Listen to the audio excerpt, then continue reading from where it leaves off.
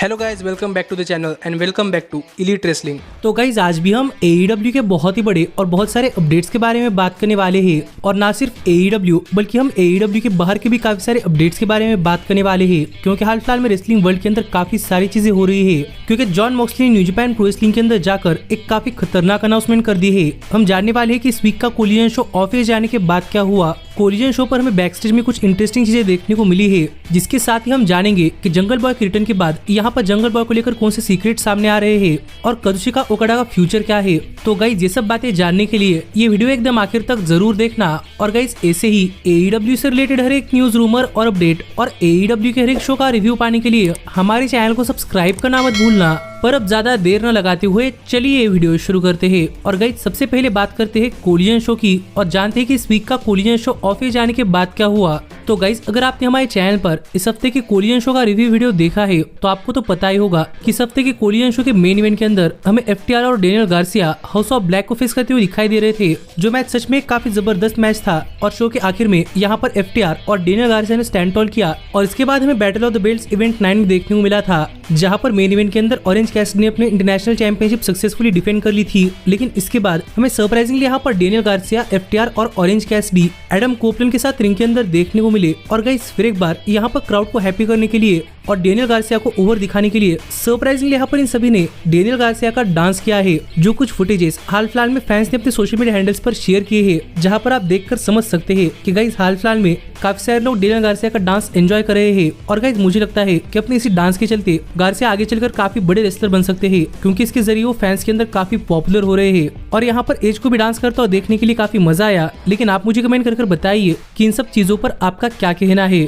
पर फिलहाल के लिए हम आगे बढ़ते हैं और बात करते हैं हमारे अगले अपडेट की। और गाइस जानते हैं कि इस वीक के कोलिजन शो को लेकर और कौन सी इंटरेस्टिंग अपडेट सामने आ रही है, कि शो पर बैकस्टेज में क्या क्या चीजें चल रही थी। तो गाइस आपको तो पता ही होगा कि कोई भी टीवी शो चलने के दौरान बैकस्टेज में हमें काफी सारे रेसलर्स देखने को मिलते हैं, जो कि बैकस्टेज से शोज को मॉनिटर करते हैं। और ऐसे में कोई जो सरप्राइजिंग चीज होने वाली है वो शो पर होने से पहले शो पर बैकस्टेज में होती है। और मैंने आपको कुछ दिनों पहले बताया था कि फाइनली पाक को उनके रिटर्न के लिए ऑफिशियली क्लियर कर दिया है और हमें किसी भी टाइम पर पाक AEW कंपनी के अंदर अपना रिटर्न करते हुए दिखाई दे सकते हैं, जो अपडेट मैंने आपको बताई थी। और गाइज यहाँ पर बताया जा रहा है कि हाल ही में पाक AEW के कोलिजन और battle of the belts event 9 की टेपिंग्स पर बैकस्टेज मौजूद थे और लग रहा है कि हमें काफी जल्दी पाक AEW के अंदर वापस आते हुए दिखाई दे सकते हैं। जो देखा जाए तो पाक के रिटर्न को लेकर एक काफी पॉजिटिव अपडेट है कि वो क्लियर भी हो चुके हैं और वो AEW के शोज पर बैकस्टेज भी मौजूद थे। तो देखना पड़ेगा कि पाक कब तक वापस आते हैं और दोबारा से AEW के टेलीविजन पर उनकी फर्स्ट राइवलरी किसके खिलाफ होती है। लेकिन आप मुझे कमेंट कर बताइए कि पाक के रिटर्न के लिए आप कितने एक्साइटेड है।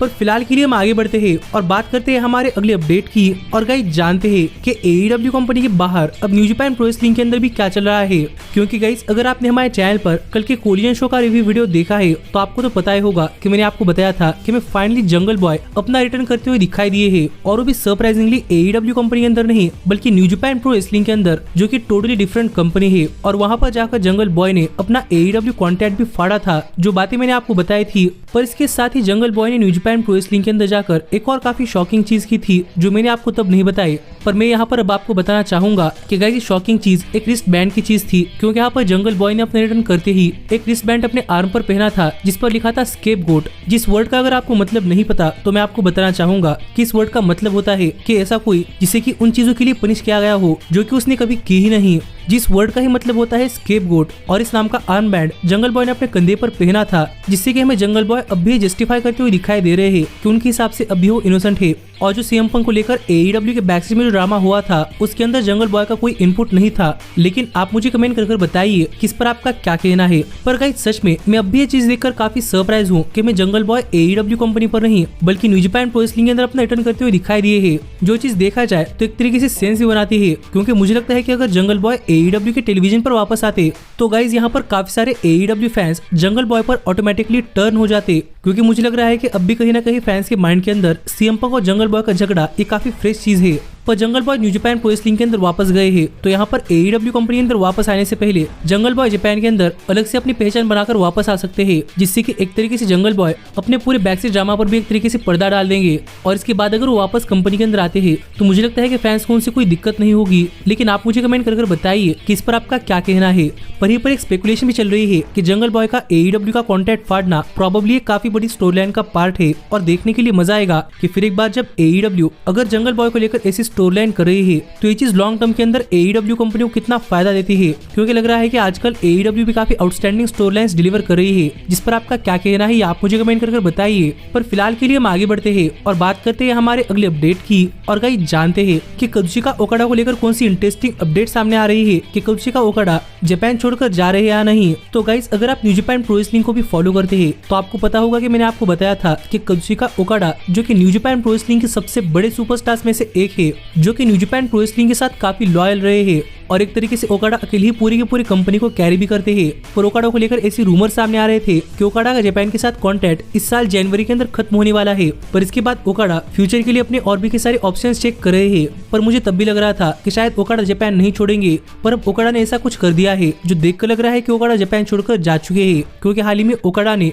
यूनाइटेड स्टेट्स के अंदर रेन मेकर नाम का ट्रेडमार्क फाइल करवाया है। और एक काफी सरप्राइजिंग चीज है, क्योंकि अगर ओकाडा यूनाइटेड स्टेट्स के अंदर रेन मेकर नाम इस्तेमाल करने वाले हैं तो ही यूनाइटेड स्टेट्स के अंदर इस नाम का ट्रेडमार्क फाइल करते, क्योंकि अगर वो इस नाम का इस्तेमाल जापान के अंदर कर रहे हैं तो वहाँ पर ट्रेडमार्क फाइल करते। लेकिन अब ओकाडा ने ये ट्रेडमार्क यूनाइटेड स्टेट्स के अंदर फाइल किया है। इस चीज से तो ये बात कंफर्म है कि गाइस अब ओकाडा जापान छोड़कर यूनाइटेड स्टेट्स के अंदर आने वाले हैं। तो अब देखने के लिए मजा आएगा कि आगे चलते हुए काजुचिका ओकाडा यूनाइटेड स्टेट्स की कौन सी कंपनी के अंदर काम करते हैं। पर सच में फिर एक बार ओकाडा को यूनाइटेड स्टेट्स के अंदर देखने के लिए मजा आएगा, स्पेशली तब जबकि वो न्यू जापान प्रो रेसलिंग एक लेजेंड बन चुके हैं। पर फिलहाल के लिए हम आगे बढ़ते हैं और बात करते हैं हमारे सबसे बड़े अपडेट की। और गाइस जानते हैं कि जॉन मॉक्सली ने हाल ही में हुए न्यू जापान प्रो रेसलिंग के इवेंट के ऊपर जाकर क्या किया। तो गाइस मैंने आपको बताया था कि हाल ही में न्यू जापान प्रो रेसलिंग का battle in the valley paper हुआ था, जिस शो पर हमें जंगल बॉय का भी रिटर्न देखने को मिला था। पर मैं आपको इस शो से एक काफी इंपॉर्टेंट बात बताना भूल गया कि इस शो पर हमें जॉन मॉक्सली का भी एक मैच देखने को मिला था, जहां पर जॉन मॉक्सली एक तरीके से स्ट्रीट फाइट मैच के अंदर शिंगो टकागी को फेस कर रहे थे।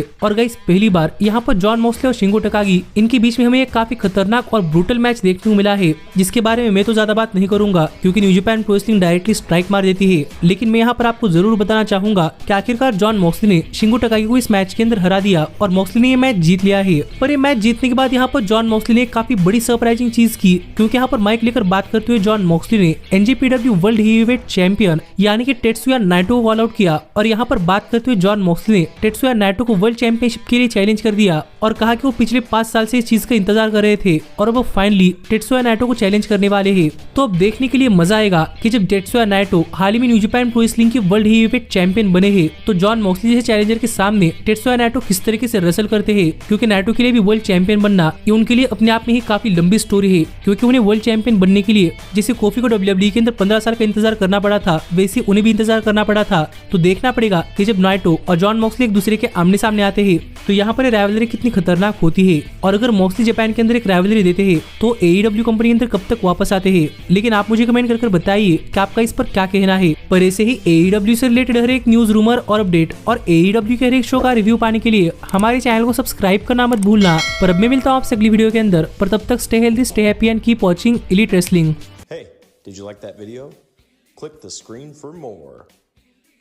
And where do you think you're going? Check out our official merchandise page and to support the entire cast. And thanks so much for being the elite. The elite, the elite. What, Nick, you're not going to sing it all with me this time?